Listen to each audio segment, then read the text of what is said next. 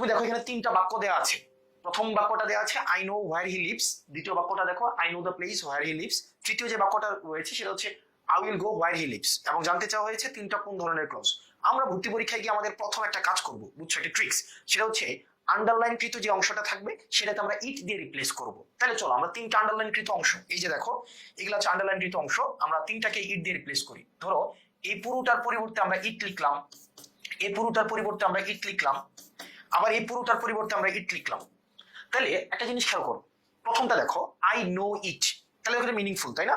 I know it meaningful. তুমি যদি দেখো ইট দেওয়ার পরে বা ইট দিয়ে ক্লজটাকে রিপ্লেস করলে মিনিংফুল হয়ে যায়, তাইলে সেটাকে আমরা নাউন ক্লজ দিয়ে দিব, অর্থাৎ এই ক্লজটা তখন হয়ে যাবে নাউন ক্লজ, রাইট?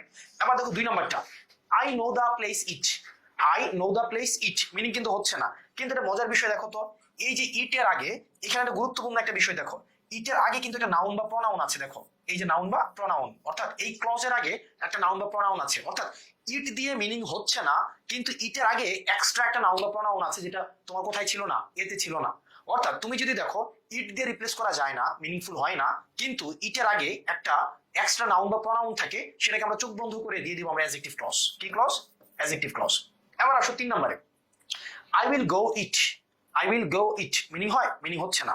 এবার দেখো আমরা দেখি তো ইটের আগে কোনো নাউন বা প্রনাউন কি এখানে আছে? নাই। তাহলে যদি দেখো ইটের আগে কোনো নাউন বা প্রনাউন নাই এবং ইট দিয়েও মিনিংফুল হচ্ছে না, তখন সেটাকে আমরা দিয়ে দিব কি? Adverbial clause. তার মানে সহজ জিনিস, ভর্তি পরীক্ষায় যে অংশটা আন্ডারলাইন করা থাকবে আমরা সেটাকে ইট দিয়ে রিপ্লেস করে দিব।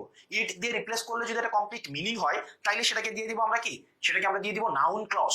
আর যদি দেখি ইট দিয়ে রিপ্লেস করছে কিন্তু মিনিং হচ্ছে না, কিন্তু ইটের আগে একটা নাউন বা প্রনাউন আছে, তখন সেটাকে দিয়ে দিব অ্যাডজেক্টিভ ক্লজ। আর যদি দেখি ইট দিয়ে রিপ্লেস করলে মিনিং হচ্ছে না, আগে নাউন বা প্রনাউন কোনটাই নেই, তখন সেটাকে আমরা দিয়ে দিব অ্যাডভার্বিয়াল ক্লজ।